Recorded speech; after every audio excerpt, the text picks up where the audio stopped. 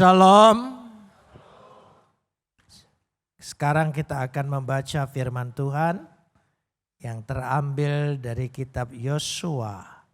Pasal yang kedua, ayat 1 sampai ayat yang ke-6 saja kita akan baca. Yosua pasal 2 ayat 1 sampai 6. Kita akan membacanya saling sahut bersautan. Saya akan awali ayat yang pertama, jemaat menjawab ayat yang kedua, dan seterusnya saling ganti bergantian sampai tiba pada ayat yang ke-6. Yosua bin Nun dengan diam-diam melepas dari Sitim 2 orang pengintai. Katanya, pergilah, amat-amatilah negeri itu dan kota Jeriko. Maka pergilah mereka dan sampailah mereka ke rumah seorang perempuan sundal yang bernama Rahab, lalu tidur di situ. Ayat yang kedua.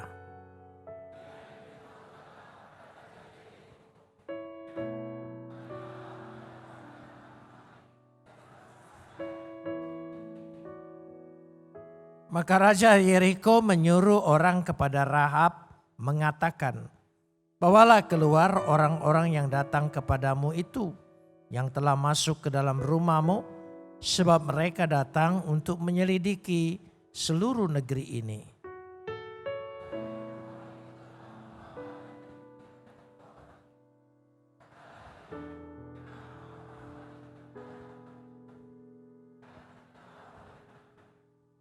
Dan ketika pintu gerbang hendak ditutup menjelang malam, maka keluarlah orang-orang itu.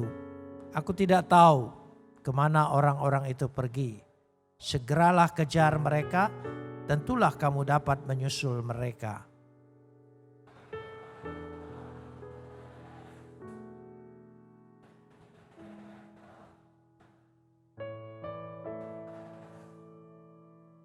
Kapot leha Adonai Elohenu kapot leha. Segala kemuliaan ya Adonai Tuhanku, kemuliaan bagimu. Yosua salah satu orang yang sudah dipersiapkan oleh Musa untuk memimpin bangsa Israel memasuki tanah Kanaan. Secara kepemimpinan, organisasi dan pengalaman, Yosua sudah dididik oleh Musa. Karenanya ketika Yosua memimpin bangsa itu, maka pengalaman yang sama sebagaimana pada waktu itu dia pernah dikirim, yaitu untuk mengintai negeri itu. Dikatakan di sini ketika mereka sampai di Abel Sitim.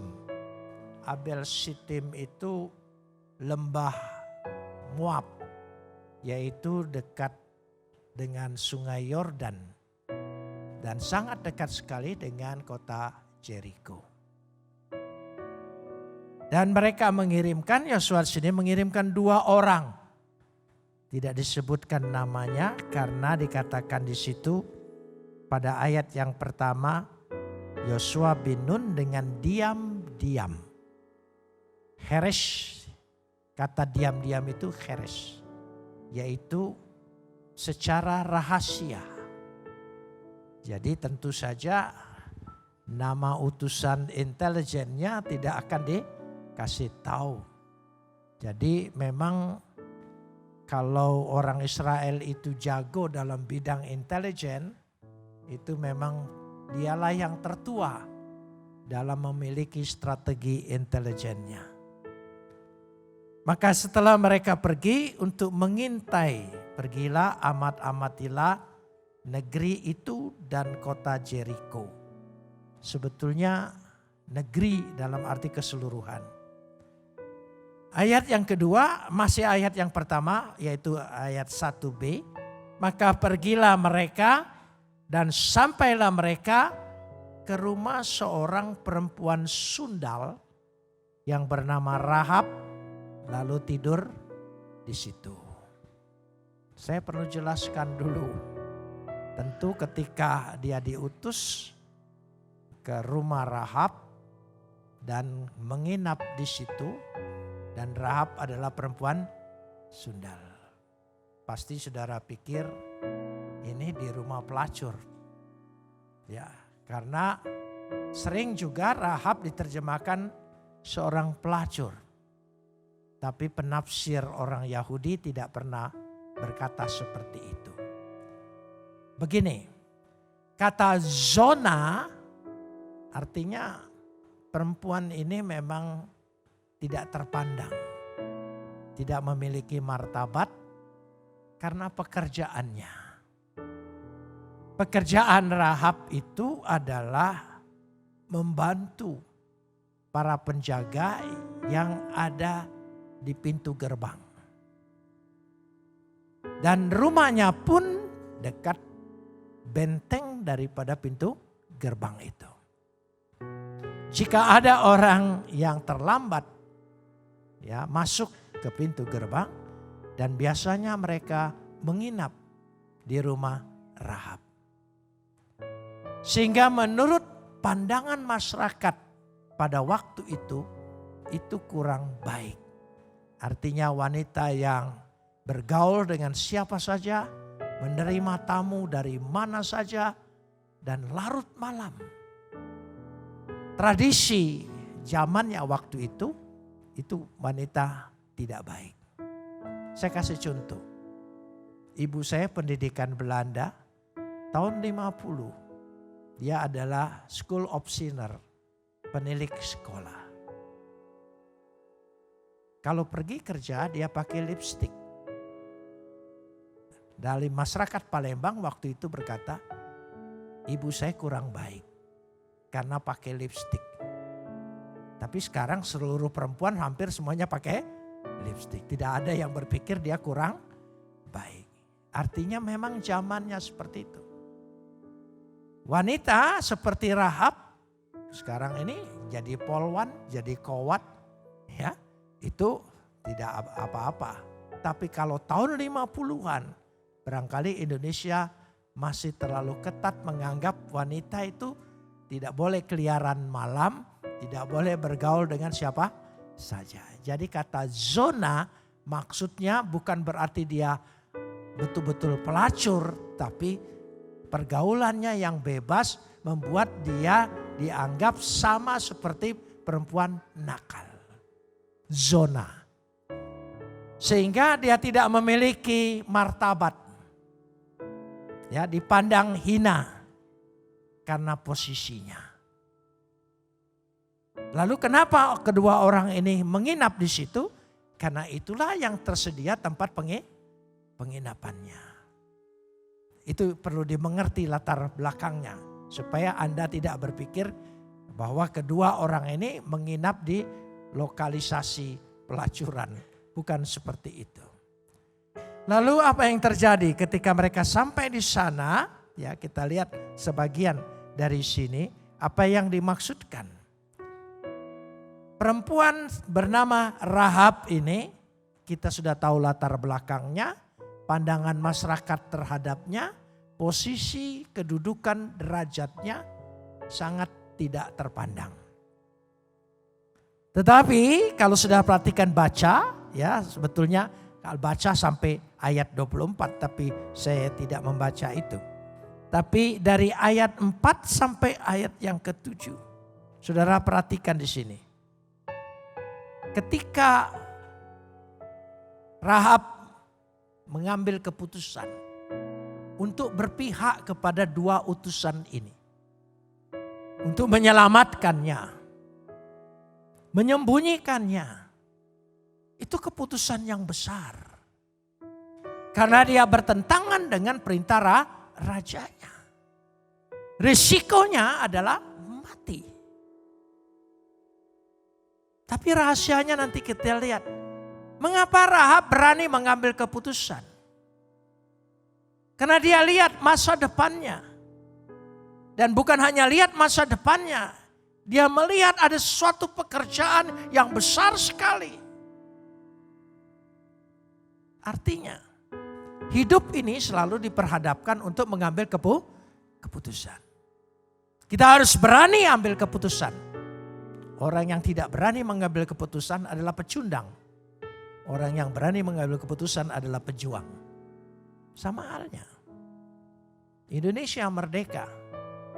Itu karena mengambil keputusan panitia persiapan kemerdekaan Indonesia untuk memproklamasikan tanggal 17 Agustus.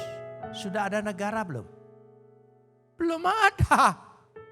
Negara baru dibentuk tanggal 18. Tapi statement keputusan itu menentukan arah kita, masa depan kita. Ya, dalam pekerjaan, di dalam jodoh, kita berani ambil keputusan.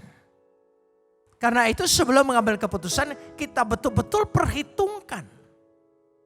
Anak-anak perempuan yang belum menikah, ya, ketika ada laki-laki mengajak engkau menikah dan mengatakan mau enggak bersama-sama dengan saya, kita berangkat dari nol. Jangan percaya, itu pasti pegawai pom bensin. Karena selalu bicara dari nol, saudara. Pegawai pom bensin selalu begitu. Dia harus tahu masa depannya. Ya, dia harus tahu. Dan Rahab tahu persis. Dan apa yang menyebabkan Rahab begitu berani sekali? Mari kita lihat bersama-sama di sini. Ayat yang ke-9. Ayat yang ke-9. Kita lihat ayat yang ke-9. Bisa ditayangkan di sana ayat yang ke-9 supaya kita bisa melihat firman Tuhan. Ya, ayat yang ke-9. Dan berkata kepada orang-orang itu.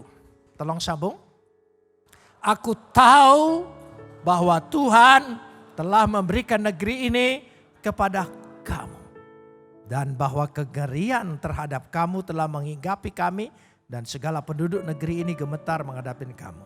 Aku tahu. Bukan sekedar tahu informasi. Bukan. Tahu pengetahuan ilahi. Karena memakai kata yadati. Yadati. Aku tahu. Aku melihat secara visi. Aku melihat ada pekerjaan Tuhan. Jadi penting sekali. Dari mana kita punya pengetahuan ilahi? Dari firman. Tanpa firman kita tidak mungkin tahu. Karena itu penuhilah hidup kita itu dengan pengetahuan firman. Coba kita perhatikan. Saya ingin mengajak. Saya harap saya dikasih kelonggaran beberapa menit. Ya, coba Kejadian 1 ayat 1. Kita kalau tanpa Alkitab, dari mana kita tahu ada Tuhan? Dari mana? Oh, saya tahu ada Tuhan. Perkiraanmu, dugaanmu, asumsimu, pendapatmu, itu tidak jadi ukuran kebenaran. Yang harus jadi ukuran kebenaran firman Tuhan. Coba Kejadian 1 ayat 1. Coba kita lihat bersama. Kejadian pasal 1 ayat yang ke-1. Dari awal Tuhan yang memberitahu kepada kita. Pada mulanya apa? Tuhan menciptakan langit dan bumi. Lembaga Alkitab menerjemahkan Allah. Saya tidak berani menyebut karena takut ingat yang lama. Jadi pada mulanya Tuhan menciptakan langit dan bumi. Jadi Tuhan yang kasih tahu. Langit dan bumi ini aku yang mengadakannya. Aku yang menciptakannya. Bereshit bara Elohim. Et hasishamayim weha'etz aretz. Bereshit. Permulaan. Akulah yang memulai segala sesuatu. Kalau bukan aku, tidak ada yang bisa ada. Karena aku mengadakan segala yang ada. Amin. Dia mengadakan segala sesuatu. Bara itu mencipta, dari tidak ada menjadi ada. Kalau sudah ada diciptakan, itu namanya kreatif, itu namanya iasa. Tapi bara mencipta dari tidak ada menjadi ada. Jadi Tuhan itu, Dia mengadakan segala sesuatu. Langit dan bumi diciptakan sempurna. Apa Dia tidak sanggup mengadakan untuk kita semua? kebutuhan hidup kita. Langit dan bumi aja dia adakan, apalagi rezeki untuk kita. Dia pasti siapkan, dia pasti adakan. Katakan amin. Ya. Karena dia mengadakan segala yang ada. Sempurna langit dan bumi. Tapi tiba-tiba menjadi tidak sempurna. Perhatikan ayat yang kedua, Kejadian 1 ayat 2. Supaya kita tahu dari firman Tuhan, kata Yadati tadi, bumi belum berbentuk dan kosong. Gelap gulita menutupi samudra raya. Bumi sebetulnya bukan kata belum. Karena weha arets hayeta tohu wabohu. Wehose alfene tehom. Bumi menjadi tidak berbentuk dan kosong. Kegelapan wehose meliputi seluruhnya. Sehingga ciptaan Tuhan terganggu. Menjadi gelap gulita dan kosong. Menurut pengertian orang Yahudi dalam perjanjian lama. Itulah iblis diusir ke tengah-tengah dunia. Ketika iblis masuk, walaupun ciptaan Tuhan sempurna menjadi rusak sama sekali. Itulah hidup kita. Kita mengawali rumah tangga selalu baik. Tidak ada yang tidak baik. Tapi iblis masuk. Rumah tanggamu menjadi gelap gulita. Kacau balau. Itu iblis.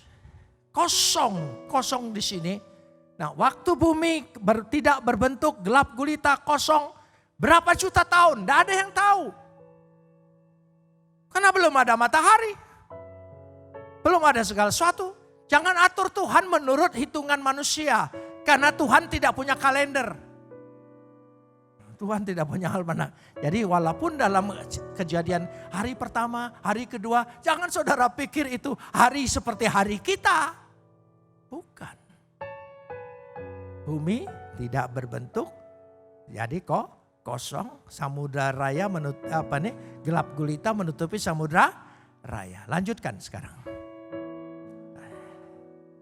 Ya, roh Tuhan melayang-layang di atas permukaan air. Weruah Elohim merehefet et hasishamayim.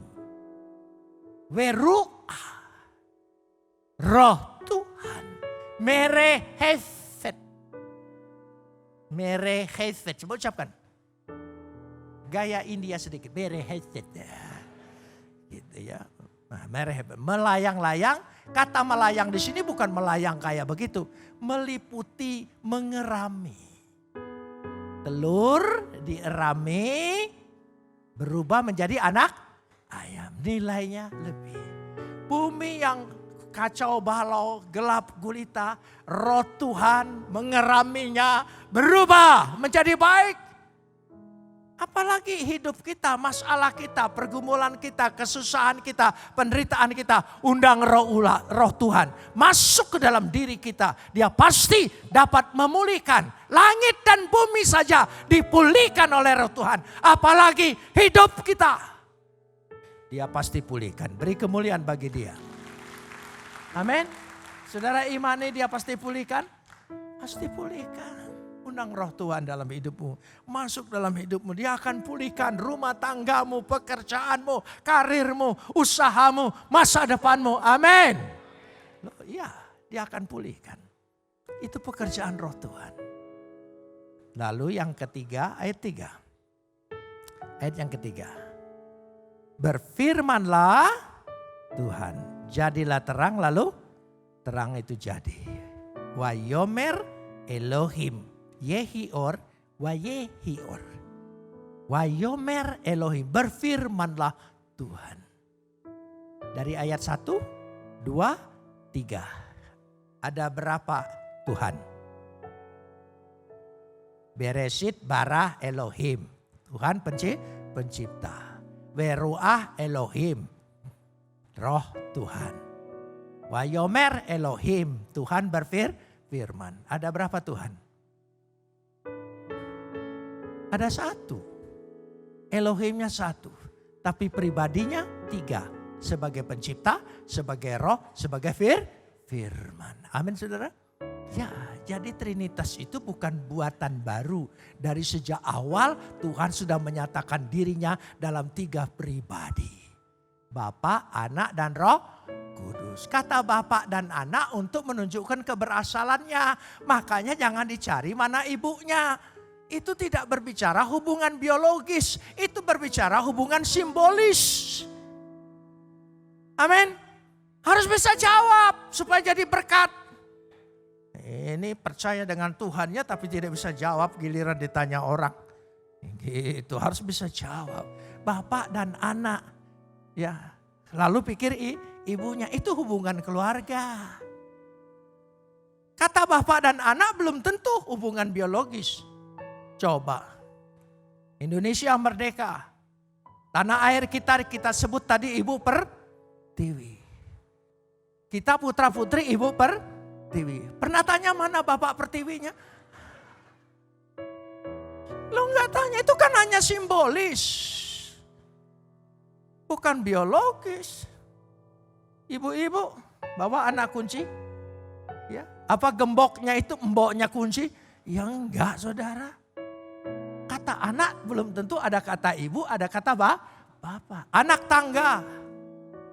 Apa tangga sebelah sini bapaknya, sebelah sini ibunya, di sini anaknya? Enggak, itu banyak contoh.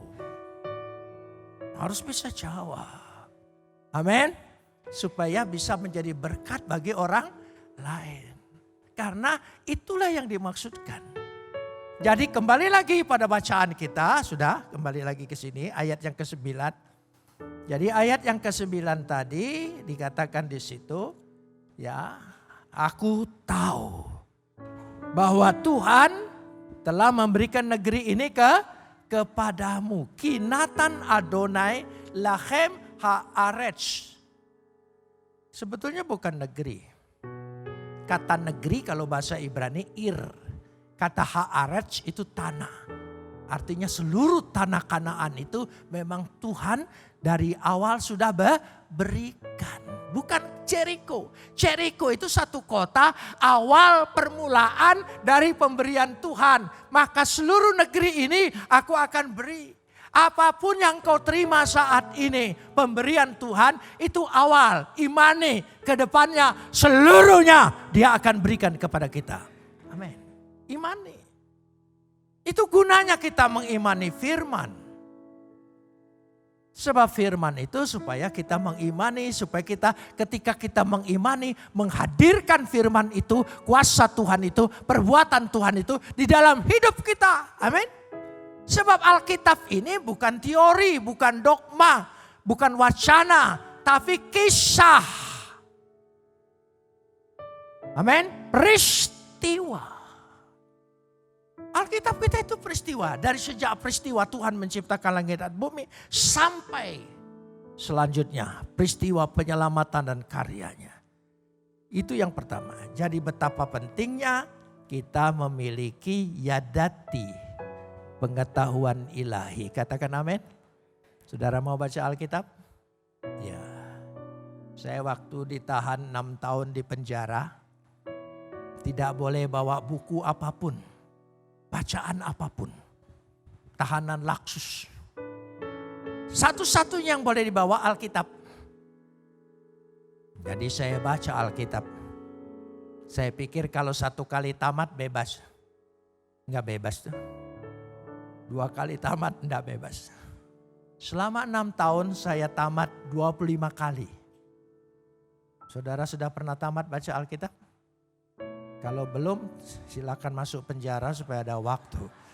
Ya. Jangan sampai nanti sudah diperhadapkan baru sadar untuk baca. Tapi Tuhan baik. Ya, 6 tahun 25 kali. Tuhan ingin mempersiapkan saya supaya kamu berkhotbah hanya Alkitab. Bukan wacanamu, bukan pikiranmu, bukan pendapatmu. Tapi firman Tuhan.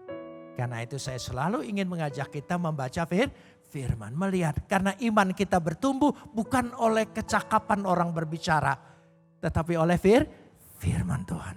Firman Tuhan itu yang nanti. Karena Alkitab ini karya Roh Kudus. Jadi kalau kita baca berarti ada peranan Roh Kudus. Dan pekerjaan Roh Kudus bekerja pada saat engkau membaca firman. Katakan amin. Loh iya. Pentingnya. Janji baca Alkitab? Amin. Atau perlu saya doakan masuk penjara?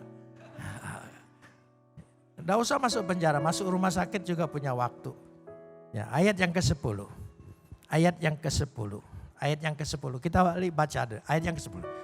Poin yang pertama, kenapa Rahab berani mengambil keputusan? Karena dia punya pengetahuan ilahi.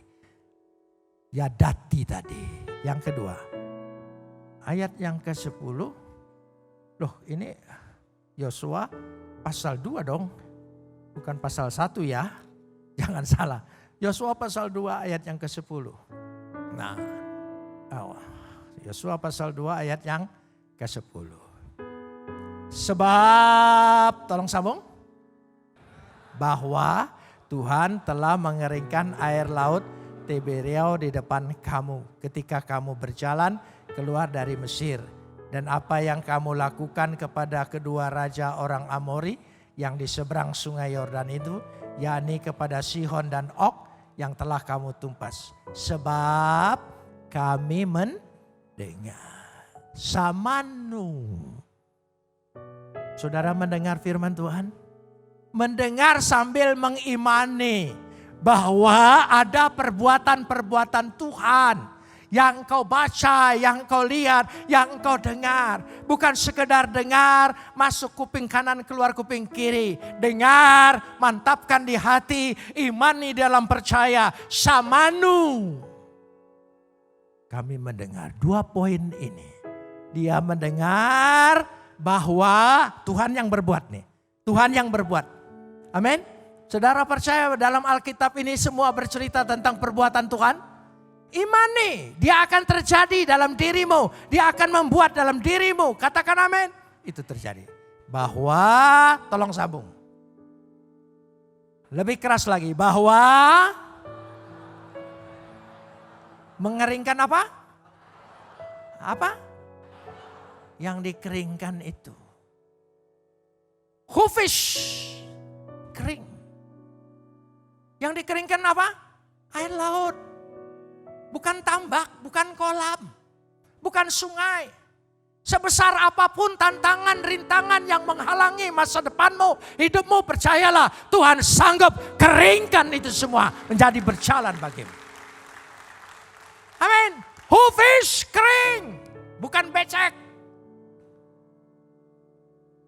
Tuhan kalau bekerja tidak tanggung. Dia sanggup. Mari kita imani. Kitab suci kita bukan hanya pedoman, peristiwa. Ada perbuatan Tuhan. Amin.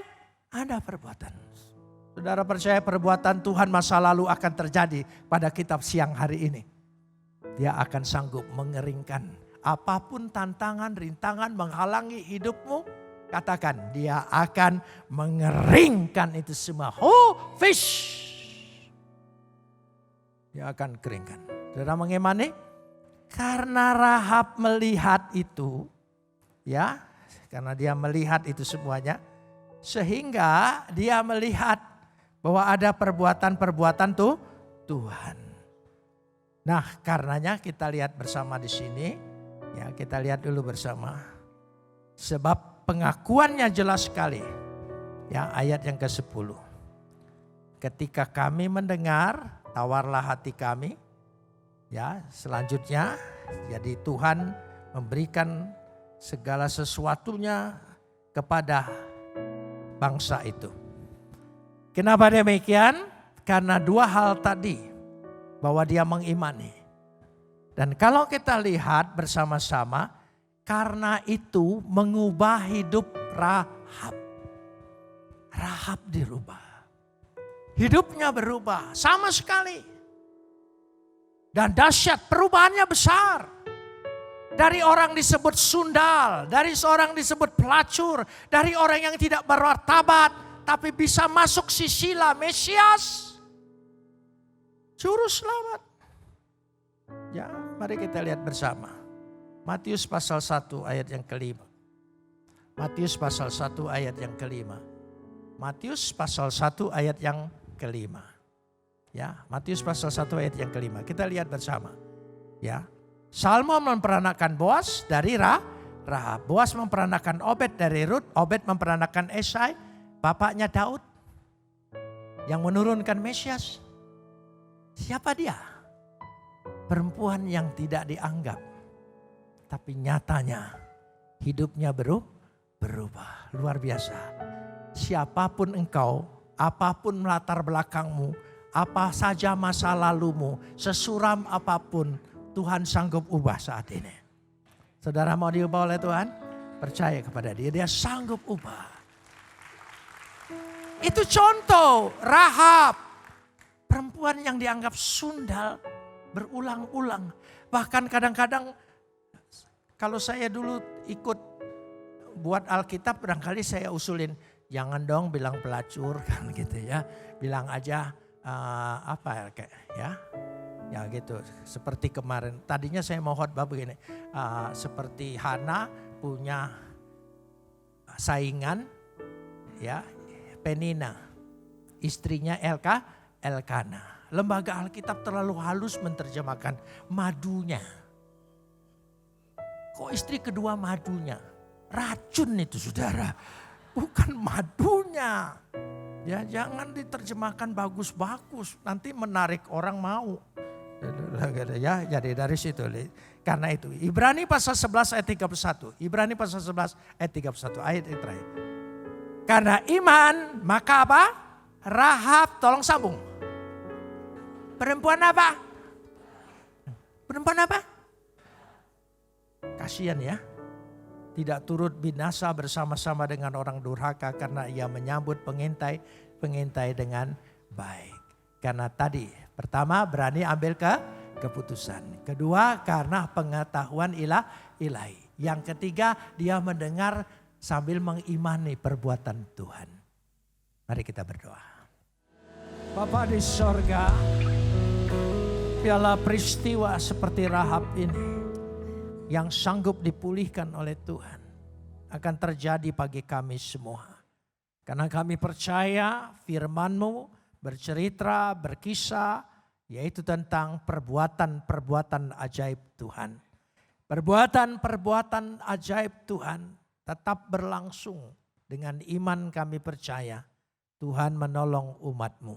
Berkati umat-Mu, berikan mereka jalan keluar, kemenangan, kelepasan, dan yang sakit Engkau sembuhkan. Dalam nama Yesus kami percaya kuasa kesembuhan itu terjadi bagi kami. Kuasa pertolongan Tuhan, kuasa jalan keluar, kuasa kemenangan kami percaya dimiliki oleh kami semua. Dengan iman kami percaya. Karena itu jemaat Tuhan, tengadahkanlah kedua belah tanganmu dan terimalah berkat Tuhan. Tuhan memberkati dan melindungi engkau. Amen. Tuhan menyinari engkau dengan wajahnya dan memberi engkau kasih karunia. Yes. Tuhan menghadapkan wajahnya kepadamu dan memberi engkau damai sejahtera. Yang sudah diberkati katakan bersama.